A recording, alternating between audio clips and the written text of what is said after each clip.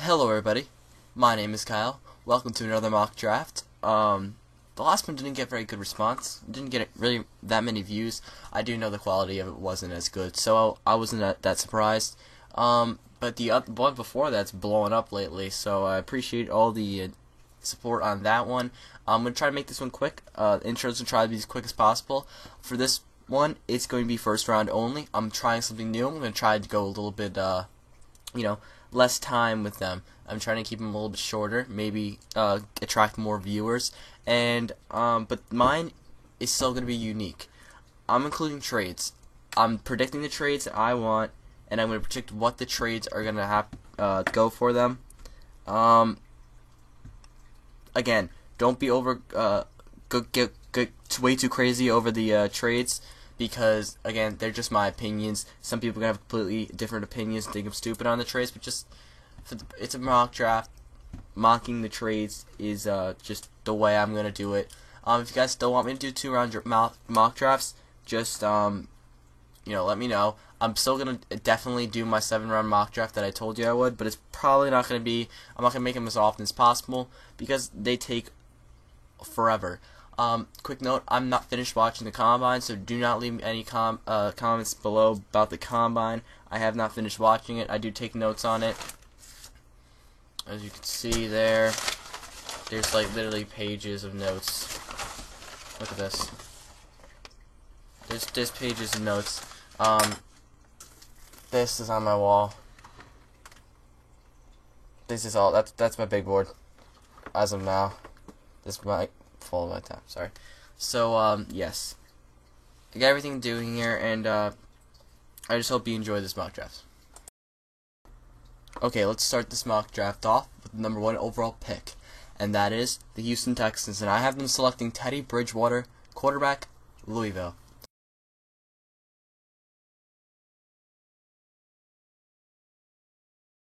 Now, the reason I have them taking Bridgewater here is because of the other candidates.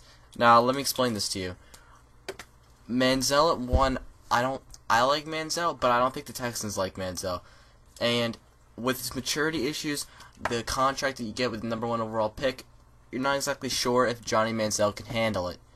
And so you don't know if you want to invest that much into Johnny Manziel. Blake Bortles, while he does fit the scheme the best, and he probably is the best quarterback for the Texans, he's not a finished product. So therefore, you can't invest all that money into and pick into a guy that's not a finished product. Bridgewater, pretty safe pick. I like Bridgewater a lot. I think he hasn't gotten as much credit as he needs, as he should have had. Coming into this draft, because everyone's talking about Manziel and everyone's talking about Bortles, and no one's really talking about Teddy Bridgewater. But he's definitely the most NFL ready quarterback, and he's probably the most polished guy too. He's got the arm, he's got the intangibles, he's a great leader and just a great personality, and he's a guy that you would like to be as the face of your franchise, because Bridgewater is going to be able to handle it. He's done it before, and I think he's going to be able to handle it. And while his build is not necessarily the greatest, he's still a tough kid, and I don't think that that's going to really affect him in the NFL. I think he's going to get good protection from the offensive line, and he's not going to really have to worry about his build too much at the next level. So again, to reiterate, number 1 overall pick, I have the Houston Texans selecting Teddy Bridgewater, the quarterback out of Louisville. Okay, at the number 2 pick, I have the St. Louis Rams making a trade, and that trade will be to Cleveland for Cleveland's first round pick and their 3rd round pick and their 5th round pick. I think you're gonna have to give up a lot to get this pick, and that's gonna be pretty much the cream of the crop. And the reason why I have Cleveland going here is because they have 2 first round picks and 2 3rd round picks. I see this being simple for them because they want the quarterback there, because they don't know what the Jaguars are going to do. And so, with the trade that I just said, at number 2 pick, I have the Cleveland Browns selecting Johnny Manziel, quarterback, Texas A&M.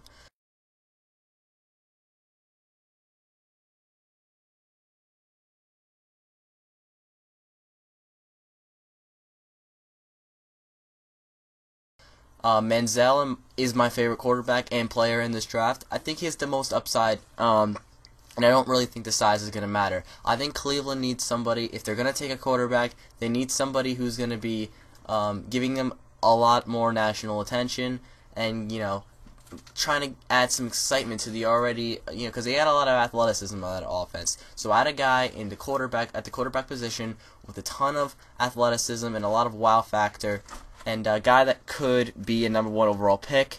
And the reason I see them trading up here is because they're not too sure what Jacksonville will do. I don't think Jacksonville will jump on Bortles at 3, but if the Manziel is there at 3, it could cross their mind. So I think the Cleveland Browns are going to move up to make sure that they get him. Because again, they need someone there. If they don't end up with Manziel, don't expect them to take a quarterback. Or if they don't end up, I don't think they'll take a quarterback in the first round if they don't get Manziel.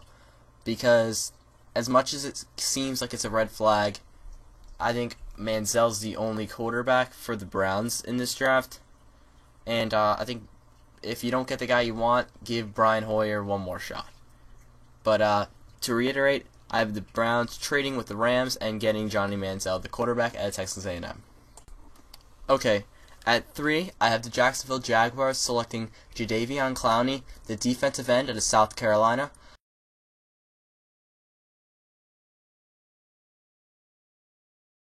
I see this pick working out brilliantly for Jacksonville. I don't think it can fall badly for them. At number 3, this is perfect for the Jacksonville Jaguars. They're not too far up in the draft. They're not number 1. Yes, they're far up in the draft, obviously, but they're not number 1, so they don't have the can I take a risk on this guy or can I not kind of thing. But and they're 3, and I don't think they're going to trade this pick regardless. This is a team with a lot of needs, especially at the positions that are readily available here. And pass rusher is a big need for the Jaguars. Now look, I think that with the offensive talent that Jacksonville has in the wide receiver positions, I believe that a second-round quarterback could get the job done for Jacksonville at least next season. If not, they'll go out and sign somebody. And if Cleveland does pick that Johnny Manziel with the number 2 pick, I think that if Jacksonville Jaguars do not select a quarterback with this third overall pick, then they will try to make a trade for Brian Hoyer, just to throw it out there. But again, Clowney, I was hearing rumors. I haven't watched it yet, but apparently Clowney ran a 4.38 or 4.48, one of the two. And if that's so, that's ridiculous. And I think this fits out great for Clowney too, because he's a defensive end in my mind. He does have the athleticism, but I think with a guy that's so physically talented and is playing great at the position that he's been playing in college, I wouldn't move him. I really wouldn't. So, Jaguars, he's going to fit their scheme perfectly. I don't see them going Bortles here. I think it's a little bit high for Bortles, but Clowney fits perfectly here. So, again, just to reiterate, with the 3rd overall pick, I have the Jacksonville Jaguars selecting Jadeveon Clowney, the defensive end out of South Carolina. Alright, moving on. At 4, I have the St. Louis Rams making yet another trade. And this trade is to the Minnesota Vikings for this year's first and next year's first. And the reason why this trade is needing more picks than the Cleveland trade is because this trade here, because I believe the Rams will trade again if they're stuck at 4, is going to be the most highly touted pick in the draft. Because though out of the big 3 quarterbacks that you believe are franchise quarterbacks, Bortles is the only one left. Carr is good, but he's not top 5 talent. Bortles is the only one left.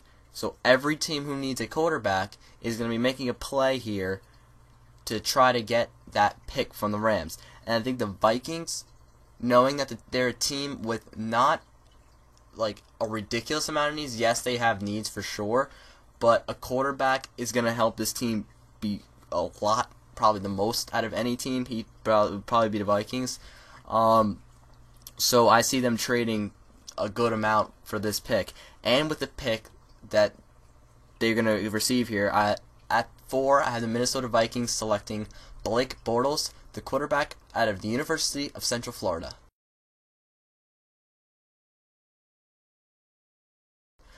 Bortles is not a finished product, but he definitely has the potential to be a franchise quarterback. He threw at the combine, which I liked a lot, and I didn't care how he threw. I wasn't even paying attention to how he threw. I was paying attention to the wide receivers, and it wouldn't have mattered to me. The fact that he showed that he has the confidence in himself to go out there and be like, I'm going to prove something. I don't care what everyone says. Maybe throwing at the combine is not a great idea. I personally think it's a good idea.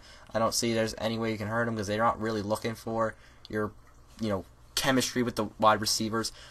He's going to go out there and say, I want to prove that I'm the best quarterback out there. And he's not going to get picked. He's not going to be the first quarterback picked. If Texans do take a quarterback at number 1, which I think they have to, he won't be the first quarterback picked. But if he's not, it's going to light a fire underneath him. He's going to be like, I want to show everybody that I'm the best quarterback in this draft class, and he's going to make sure he is. I think this is the best fit. This is a great fit. I see the Vikings absolutely needing to have Blake Bortles. I don't think there's any way that the Vikings can let Bortles get drafted by another team. And if he does, go make a trade for him instantly, because I think that's your franchise quarterback for the Minnesota Vikings. He fits the scheme brilliantly with Mike Zimmer there. I think that's just a match made in heaven, Bortles and Zimmer. I really hope it happens because I want to see what happens there. He ran pretty well too at the combine. So that helped him a lot too. Combine did help Bortles a lot, and I think it's well worth the first-round pick and an extra first-round pick for Blake Bortles. So again, just to reiterate, the Minnesota Vikings at 4 selected Blake Bortles, the quarterback at the University of Central Florida. Okay, before I say this next pick, I don't want you to think that I'm being crazy overthinking trades. I'm saying what I would do as their general manager. I'm not saying that I think this will happen. This is what I would do. I'm just telling you exactly what I would do because there is a pretty decent amount of trades here in this draft. So just bear with me on that one. If you don't like the fact that I'm doing trades in here, just let me know. I'm sorry, but that's how I'm going to do it. Because I can't sit there and tell you that they're gonna pick somebody that I don't think they're gonna pick. So moving on, at 5, I have the Oakland Raiders trading. They have them trading to the Bills for Buffalo Bills' first-round pick and the Bills' third-round pick. I think that's pretty fair. For the Bills moving from 9 to 5, that's a good significant amount of difference. I think they can even throw in their second possibly, but it would be not this year's. It would be next year's pick. Look, the reason, and I'll get into that after I say the pick. So at 5, I'll have the Buffalo Bills selecting Khalil Mack, the outside linebacker out of Buffalo.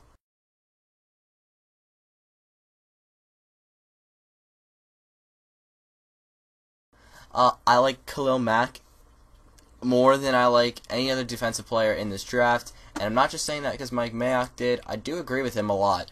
I'll be honest with you, he's probably the best analysis out there. But Khalil Mack is so complete for a guy coming out of the University of Buffalo, which is in the MAC 10. No one really watches those guys' games. But he's very complete. He's very, very versatile. I think he fits Buffalo so well. This is what I'm talking about.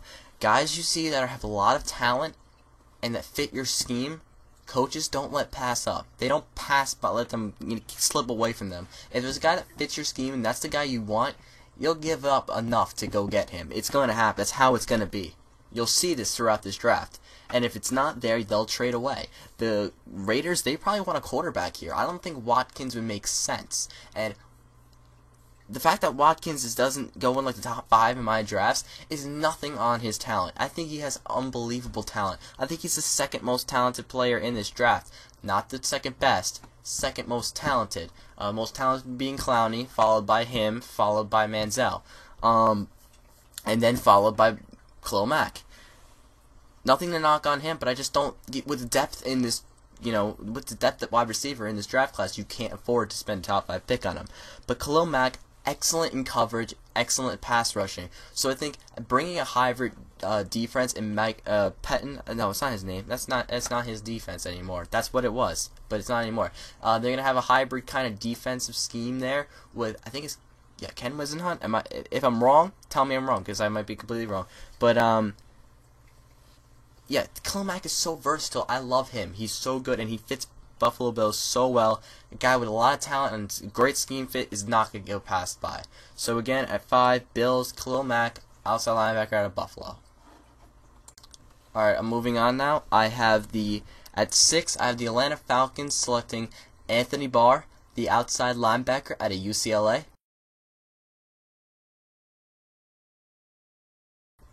Barr, a raw talent, but he's a great pass rusher, and I think it's a pretty good spot for him to go at 6.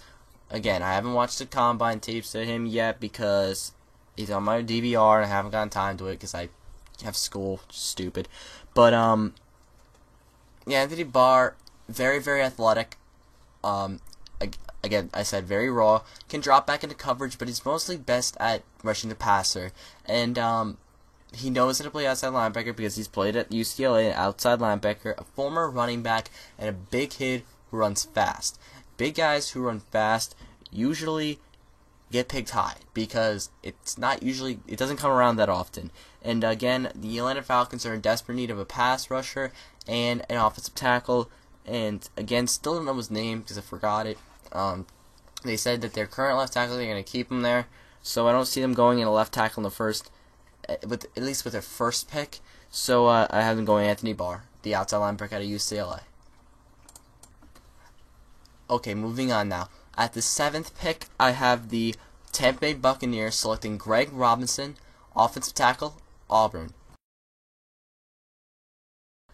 Greg Robinson is a very athletic tackle. He's incredibly athletic, and I think for sure will play left tackle down the road.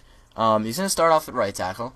He's a mauler for sure, and that's what they want there in Tampa Bay. They want a mauler on the right side.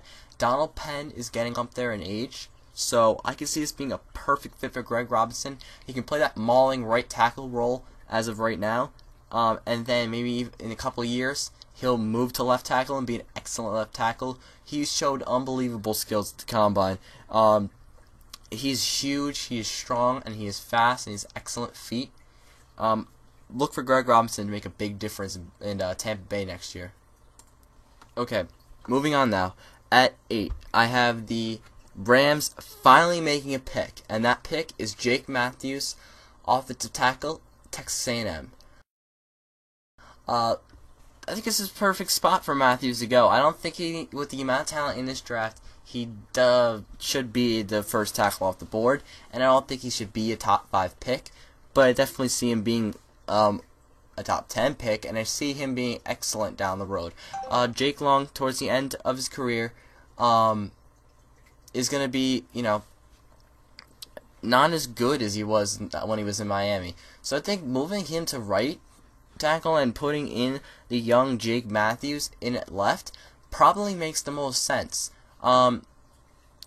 It really does, but he's going to be a very solid option there, and I think the Rams also need to take a really, really good look at releasing Sam Bradford. With that contract, he has no more guaranteed money. You can just release him and get rid of that cap hit. He's not worth that money.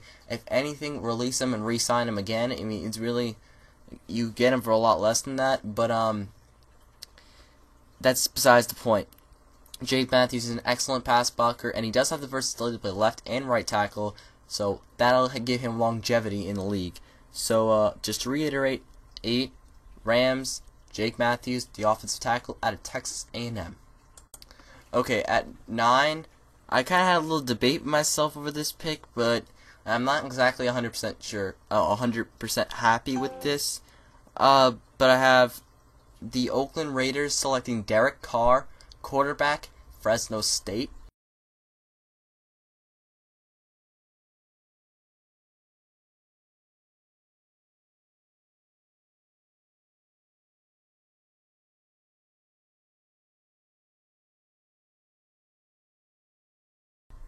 He was a lot more athletic than I thought he was. At the combine, he ran a 4.68 unofficial, and I was pretty surprised. I wasn't under the impression that Derek Carr had that kind of speed, or that explosiveness, which I think, with the combination of his arm and running that, I think that makes him a top 10 pick, in my opinion. I think that 40 alone really made him be in the top 10. I think he was one of those quarterbacks that should have thrown at the combine. I think Bridgewater and Manziel not throwing at the combine isn't going to be a big deal, but I think Derek Carr not throwing at the combine only hurts him. I don't think that helps him at all. I didn't think he was, going to hurt himself too much because he wasn't in the conversation for a #1 overall pick. But a guy like Derek Carr go into Oakland, a vertical offense, and stretch the field. I think he's a good fit for Oakland. But again, there is Sammy Watkins, the playmaker, still available on the board at this point, and I kind of can't see them really passing up on him. But at the same time, Derek Carr, another one of these guys who's a scheme fit, vertical offense, got a big arm, and he also can move. So I don't know if he's gonna be that read option quarterback, but I see him if they I don't think he's gonna run 50 times a game or 15 times a game. I think 3 or 4 read options in a game will be good enough for Derek Carr. But again, 9 Oakland Raiders selecting Derek Carr, quarterback, Fresno State. Alright, number 10, I have a pick I know you all have been waiting for. I had the Detroit Lions selecting Sammy Watkins, the wide receiver, out of Clemson.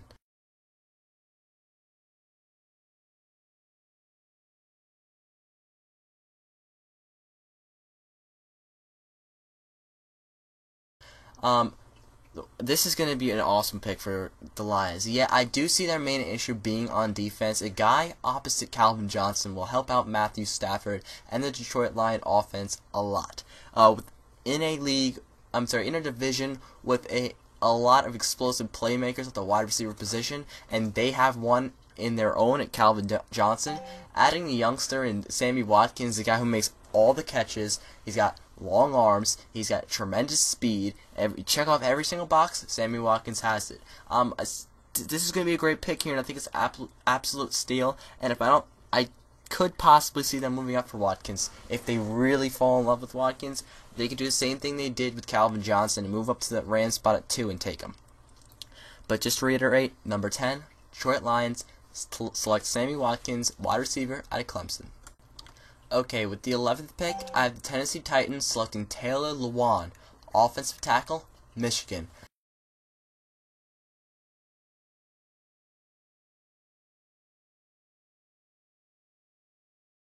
Really impressed me at the combine. Not only with his size that I already knew he had, and his strength that I already knew he had, he impressed me with his athleticism. Ran one of the best 40s for an offensive tackle in this class. I think he was number 3, but possibly even number 2. Somewhere in there. He was in top 3. He was excellent at the combine, and I really saw the athleticism that I had been missing in Taylor Lewan. He has such powerful hands. It's very hard to knock him off with blocks. He has always been very consistent, but he does struggle somewhat in the run game at times from what I've seen on tape, and he can kind of tend to hold when someone gets past him. But really, he's a guy who's very consistent, and how excellent Greg Robinson and Jake Matthews are is the only reason why he's not the number 1 tackle in this draft. And I see the Titans taking him because they want to get younger at the tackle position. Michael Roos, 32, free agent. I think you want to add a guy like Taylor Lewan to make this offensive line even better. Otherwise, this pick, there's really not too many guys that I see them really wanting here. But again, this could be one of those picks that could possibly be traded. But I don't have him trading it here. I have him taking Taylor Lewan, offensive tackle, Michigan. With the number 12 pick, I have the New York Giants selecting Eric Ebron, tight end, North Carolina. I like Ebron a lot. I really do. He's probably he is the best receiving tight end in this draft class. He reminds me a lot of a guy like Vernon Davis, just not as fast but more polished. Coming out of the draft, I mean, obviously not as polished as Vernon Davis is now, but coming out of the draft, Eric Ebron is a better prospect than Vernon Davis. Do I think he'll go as high? No. Simply for one reason only: the talent in this draft class. This is the best draft class I've seen. But I'm not that old, so that's not too much for me. But this is the best class I've seen, especially at the skill positions. And I'm kind of including tight end in the skill positions when they're used in the way Eric Ebron will be used in the NFL. So, with that being said, really in the top 10, the only place he'd go is the Bills, but I see them trading up for the best defensive prospect in this draft, in Khalil Mack. So, just to reiterate, 12, I have the New York Giants selecting Eric Ebron, tight end, UNC, and yes, I am from New York, that's why I say it like that. At the number 13 pick, the Rams' second pick, I have them selecting Mike Evans, wide receiver, Texas A&M.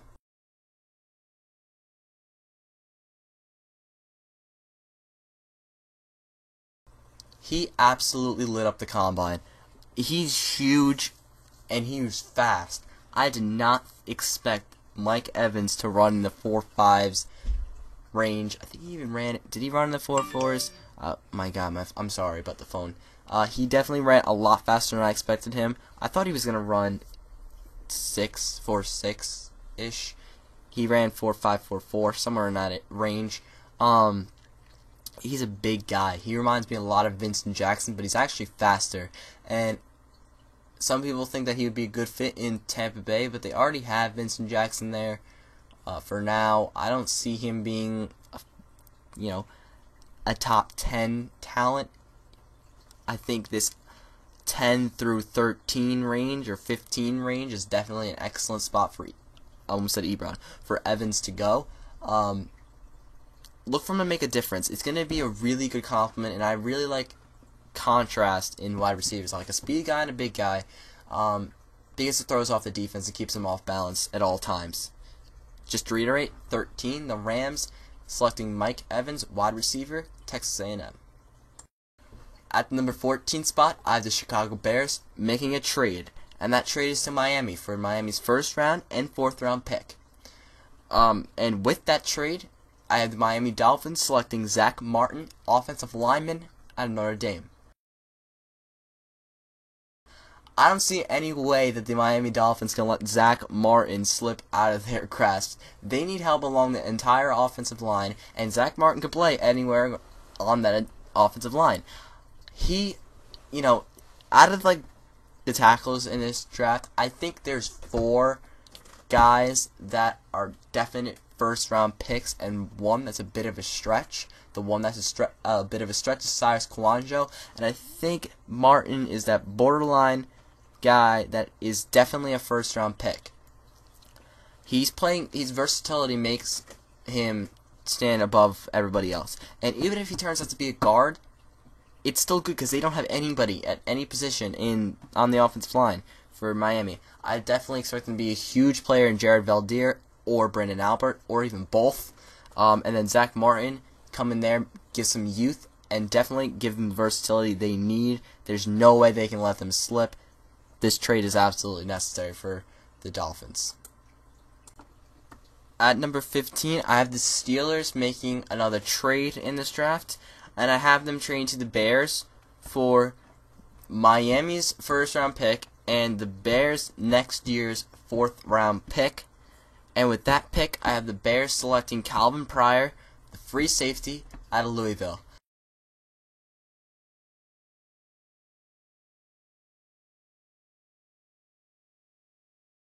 Best playmaking safety in this draft for sure. Big hitter, excellent hands, great coverage, and he's got good size. He's 6'2", not exactly 100% sure on the weight, but I know he has a ton of athleticism. And, I'm sorry, he reminds me a lot of Deshaun Goldson, this safety for the San Francisco 49ers. I'm sorry, formerly for the San Francisco 49ers, currently with the Tampa Bay Buccaneers. except he has better hands and more speed than Goldston. So look for him to make an immediate difference in the Bears secondary next year. With the 16th pick in the draft, I had the Dallas Cowboys selecting HaHa Clinton-Dix, free safety out of Alabama.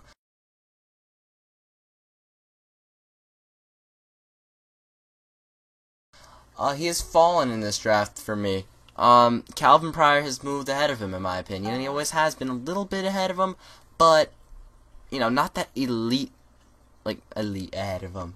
Like, that entire league ahead of him, but not gonna do. Even though I have them going back-to-back picks, the Cowboys desperately need a safety, and HaHa Clinton-Dix is great coverage safety. He can hit, he can make plays, and he's got a ton of athleticism, so I think this is a good pick for the Cowboys at 16. Pretty safe, in my opinion, for HaHa Clinton-Dix, a free safety out of Alabama. With the 17th pick, I have the Baltimore Ravens selecting Kelvin Benjamin, the wide receiver out of Florida State. Huge size, long arms, has the biggest catch radius in this draft class, but he needs to use that to his advantage. He does make the spectacular catches, but he drops a lot. He has a lot of drops, but I think it's something that can be fixed. And you saw a guy like Anquan Boldin succeed in Baltimore with the guy like Joe Flacco, and without him, you saw them struggle. And I think a big-bodied wide receiver like Kelvin Benjamin is going to help out this Baltimore offensive line. Moving right along, at the 18th pick, I had the New York Jets selecting Marquise Lee, wide receiver, USC.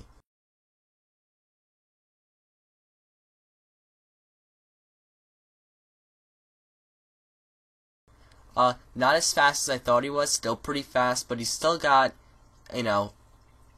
production at the collegiate level. He's definitely great with the ball in his hands. Pretty precise on routes, can be a little bit off sometimes, but he's going to help out a young quarterback. He's very accomplished at USC. Guy that really hasn't gone up my draft board, hasn't really gone down. Other guys may surpass him, but in my opinion, I don't think that if you're in New York Jets, you can take a risk on a wide receiver. I think you gotta just go out and take Marquise Lee, which in some people's minds is a bit of a risk. But I don't think it's too much of a risk. I think it's gonna. They need anybody to catch the ball in New York. So Marquise Lee, 18 to the Jets. At 19, I have the Pittsburgh Steelers selecting Cyrus Kouandjio, offensive tackle out of Alabama. And I believe this is a bit of a stretch, but I think that they kind of need to do it. They need a tackle. They really desperately need a tackle. Cyrus Kouandjio is a first-round tackle in a lot of people's minds. In my mind, he's borderline. He really is. He hasn't shown much at all at the Combine. We didn't think he would, but he really didn't show anything at all. It's going to be a matter of work ethic, and if he can learn the technique better and keep a good technique in the NFL, I think he can be a good tackle. But for now, he's going to be at the right tackle position, and we'll see what happens with Kouandjio. I think it's kind of bad that the Steelers have to stretch yet again for a tackle, but they can't give up because that's a really premier position in the NFL. So Cyrus Kouandjio, 19 to the Steelers. 20, I believe this is no, it's not. One of my last trades. I have the Arizona Cardinals. This is a bit of a biased pick because I really want this to happen. Will this happen? I don't know. But it's a bit of a biased pick. I have the Arizona Cardinals trading to the Carolina Panthers for Carolina's first-round pick, next year's Carolina's second-round pick, this year's Carolina's fifth-round pick, and this year's Carolina's seventh-round pick. It's a little bit of a much, but I think this guy, a guy who, coming into the Combine, was, he was borderline first-round pick, but now he's definitely a first-round pick, and that guy is Brandon Cooks, wide receiver, Oregon State. He is quickly becoming my favorite wide receiver in this draft class, and Jarvis Landry, a guy I love a lot on tape, is not showing me what I want to see from him. Cooks is another one of these guys. Every single one of these trades, in my opinion, is a guy that's a scheme fit. that you can't let pass. And you saw a guy like Steve Smith, a guy that Brandon Cooks is being compared to a lot, succeed amazingly in Carolina. So why wouldn't Brandon Cooks succeed? He ran a 4.3 something in the 40, 4.30 unofficial, and I don't like the official time so much. When I do my calculations, I go on mine, and in mine, Brandon Cooks ran a 4.31 both times, and that's pretty damn good in my opinion. So can start off as a slot guy, but I think he's really going to play outside, and it doesn't really matter that he's not that big. I think playing outside for Brandon Cooks will be a good thing. And the only reason why I don't see Carolina trading this year's second round pick is because I think they need that pick a lot for a big wide receiver, because they're going to need two. They're going to need a slot guy, and they're going to need an outside receiver. And I think Cooks start off in the slot, but then mold in Steve Smith's role and eventually take that over when he leaves. 21. This is an absolute steal. But in my opinion, this is not a position of need. You need to understand that talent-wise, this guy's a top 10 talent. But need-wise, he is not. And at 21, I have the Green Bay Packers selecting C.J. Mosley, inside linebacker out of Alabama.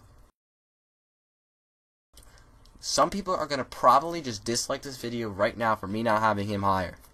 And the reason being, and this next two picks too, and the reason being is C.J. Mosley, without a doubt, is a top 10 talent. But with the trades that I have made, he doesn't fit in that top 10. If you do it the conventional way, and you just go through the top 10 or through the draft, no picks, no trades whatsoever, he will be in that top 10. But with the trades I've made, he's going to fall, and he's going to be picked up by the Green Bay Packers. A guy can play every position among that, a linebacking core, but middle linebacker will be where he plays, and definitely can go in that middle with A.J. Hawk, and a guy like C.J. Mosley is going to really, really improve that Green Bay defense. And a lot of people see that them having a really strong need at tight end or wide receiver, but when your quarterback's Aaron Rodgers, he makes guys better than they are. I think Jermichael Finley was a good example of that. He made him better than he is. Randall Cobb is being made by Aaron Rodgers, but he still has a ton of talent. James Jones is a wide receiver that was made by Aaron Rodgers. So you see, you don't have to give him elite talent because he's going to make them better. So defense is definitely a premium in the NFL, and that's a steal. That's an absolute steal. Another absolute steal. At 22, I have the Philadelphia Eagles selecting Justin Gilbert, cornerback out of Oklahoma State. This fits the Eagles so well. He's a young, athletic guy with a ton of upside. Bit smaller, bit undersized, but that doesn't really matter too much. He makes up with that with athleticism and leaping ability.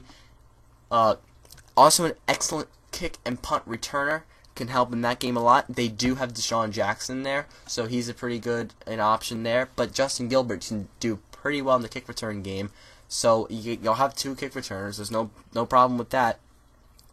And it's a guy who's going to give you a lot of versatility. Can play inside and can play outside. And that defensive secondary needs a lot of work in Philadelphia. And do I see safety as a bigger need than corner? Yes, most certainly I do. But Clinton Dix and Calvin Pryor are both off the board at this point. So that means don't take a safety. That means take the best defensive back available, and that's Justin Gilbert, the cornerback from Oklahoma State. 23, I have the Chiefs selecting Odell Beckham Jr., wide receiver out of LSU.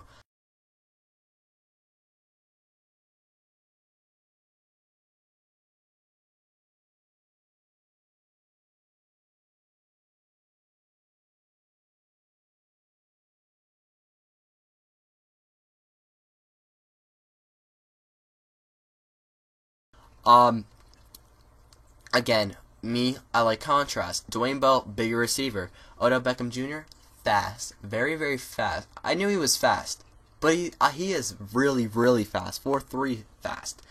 These wide receivers just are unbelievable in this draft class. A guy who's produced very well at LSU, can run pretty good routes. Is got the hands. He's a very natural catcher. When you look at a guy like Odell Beckham Jr., he catches the ball naturally. He doesn't force things. He doesn't double catch. He catches the ball naturally, and that's a guy that'll fit very well in that scheme in Kansas City. 24, I have the Bengals selecting Darqueze Dennard, the cornerback from Michigan State. And while you're thinking this might be an absolute steal, it's not really a scheme fit. It's not really a fit for what they need. They need a nickel corner, and the best nickel corner available is Jason Verrett, the cornerback from TCU. But I don't see Jason Verrett going before Darqueze Dennard. So I see them having to go the best cornerback available, and Dennard is the best cornerback available. I'm not very high on him at all. I think the injury issues are going to plague him in getting a high draft pick, because you don't know if he can stay healthy. He is a big-bodied guy, but for right now I see him more as a run support. And can he play inside? I guess he's going to have to, or moving one of the guys, move somebody else to the inside, because they can't pass up on him. He's got a lot of talent. He can become a lockdown corner in the NFL. So 24, I have the Bengals selecting Darqueze Dennard, cornerback, Michigan State. 25, I have the San Diego Chargers selecting Xavier Su'a-Filo, offensive guard, UCLA.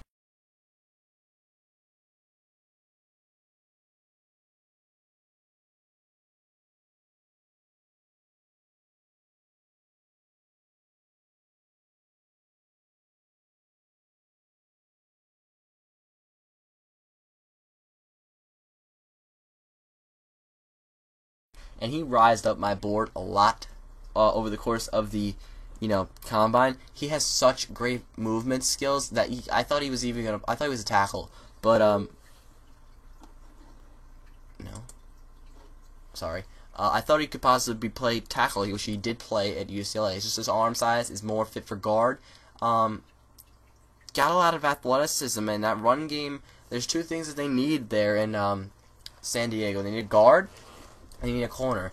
And I said, who's the best guard available? In my opinion, Xavier Su'a-Filo. Who's the best corner available still right now? Probably Bashaud Breeland or Kyle Fuller. And I didn't think that either one of them is as talented as Xavier Su'a-Filo is. So at 25, I have the Chargers taking him. And at 26, I have the Cleveland Browns selecting Jarvis Landry, wide receiver, LSU. Unbelievable hands. Reminds me a lot of Larry Fitzgerald and Jerry Rice when it comes to just the hands. But his speed's kind of lacking there. And he did pull up lane with the calf injury at the combine. 4'6" isn't 4'6", 4'7". That's not going to help him out a lot. But he's a guy who can catch the ball. And Greg Little can't catch the football at all. I don't know how he made it to the NFL. He's a guy who can catch the ball. And they need that opposite Josh Gordon. I almost said Jordan Nelson. But Josh Gordon, they need a guy opposite him to catch the football from, hopefully Johnny Manziel. At 27, I have the New Orleans Saints selecting Timmy Jernigan, the defensive tackle out of Florida State.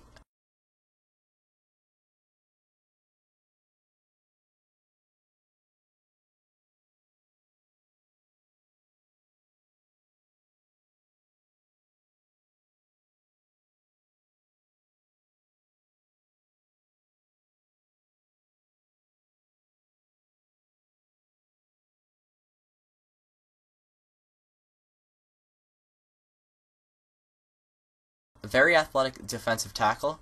Can stop the run very, very well, and he's also an excellent pass rusher. He's a big-bodied guy with a lot of effort.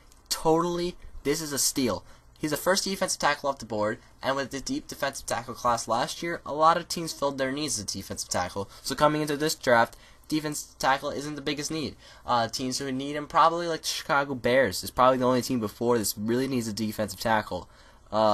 So Saints getting him is going to be huge, because even though he's big, he can play anywhere along that defensive line in that scheme, because it's a 3-4.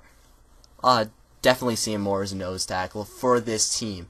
But he's got excellent hands, explosive hands, very powerful at the point of attack. and watched a lot of his games because he's at Florida State, my favorite team. So Timmy Jernigan, 27 to New Orleans Saints. 28. I have the Arizona Cardinals selecting Jason Morrow, tight end out of Texas Tech. He ran very, very well at the combine, and he's bigger than I thought he was. Definitely, yeah, bigger than I thought he was. I'm reading off my notes here. At 6'5" and 3/8, 265 pounds, he ran a 4.68 the first time and a 4.63 the second time on my counts, on my stopwatch, and he benched 30 reps at 225 pounds. That's tight end.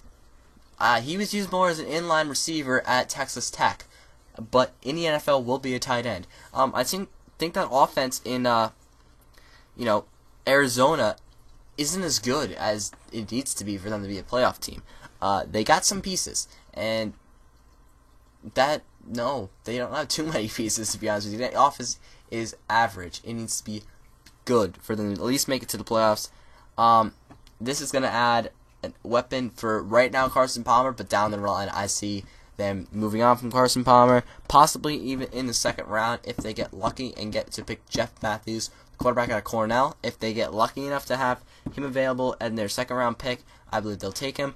They have to sign Jared Veldheer or Brandon Albers in free agency because I don't see them any way, shape, or form at the picks they have being able to get a left tackle serviceable enough to start next year. I just don't see it happening as of right now, unless somehow they get James Hurst in the second round. But I see them probably taking Jeff Matthews before him. He threw excellent at the combine. No one was talking about him, but I was like, wow, he threw excellent. So hopefully that works out if you're a Cardinals fan. But I think they really need to sign a left tackle in free agency for sure. Moving on now, I have the New England Patriots selecting Louis Nix III, defensive tackle out of Notre Dame. Plain and simple, this is going to be fast. Plain and simple, they need help along the defensive line. Best defensive lineman available at the current moment, that's Louis Nix III. And they pick him. At 30, I can almost guarantee you that this won't happen, but I'm just saying this is what I would do as GM. At 30, I have the San Francisco 49ers trading to the Jacksonville Jaguars for their second round pick and their fourth round pick.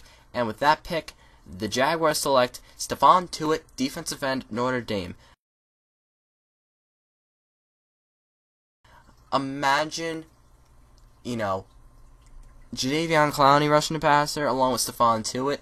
A bigger guy could stop the run. Reminds me a lot of Lamar Houston with a bit of more of an upside in terms of pass rushing. I don't know what I'm doing here. I'm falling off the chair. In terms of pass rushing, he has a bigger upside than Lamar Houston does. But in terms of run stopping, he's pretty good. He's a bigger Greg Hardy. Not as explosive with his use of hands as Greg Hardy, but he's a bigger version of him. And I think Clowney and Stephon Tuitt, that would be absolutely excellent combo for them in Jacksonville. At 31, I have the Broncos selecting Kyle Fuller, the cornerback out of Virginia Tech.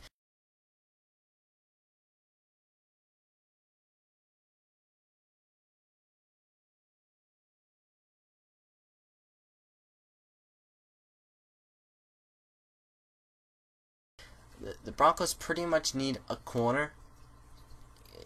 That's pretty much what they need. That's it. Pretty much that's all they need. So, and just helping that defensive secondary as a whole. So I think even though this is a bit of a stretch, it's not too much of a stretch, so they'll take him here. This could possibly be one of those guys, trades that, for quarterback, they want to take in the first round just to get the extra year in a contract. At 32, Seattle Seahawks taking a guy they've been high on a lot, and that's Aaron Donald, defensive tackle out of Pittsburgh. Reminds people a lot of Geno Atkins. I think he could play very, very well in Seattle. I think some of those defensive tackles have too big of contracts for them wanting to sign all this young talent. The only issue with having all this young talent on this team is how in the world are they going to sign everybody. They're not. Some of these guys are going to hit free agency, and it means they need to draft guys to fill those voids. And I think guys like Mebane and Red Bryant, they're going to hit free agency, and Aaron Donald's going to have to solidify that front. Okay, just finished off this draft. This is second round picks for teams with no first round picks. The 49ers, they'll trade that pick again, and that pick will be to Jacksonville for the 2015 second and fourth rounds. And with that pick, the Jaguars will select Jimmy Garoppolo, quarterback, Eastern Illinois. The Redskins, they'll select Chris Borland, inside linebacker out of Wisconsin. The Colts hopefully will select Paul Richardson, wide receiver out of Colorado. And just as a side note, the 49ers will select the best nickel corner. Whenever they get their pick, they'll select the best nickel corner available. I think that's really the only need at this point. I hope you like this draft. Please comment, leave a like, tweet me, do whatever you have to do to get in touch with me. And peace, hashtag Team Garoppolo. Alright, see ya.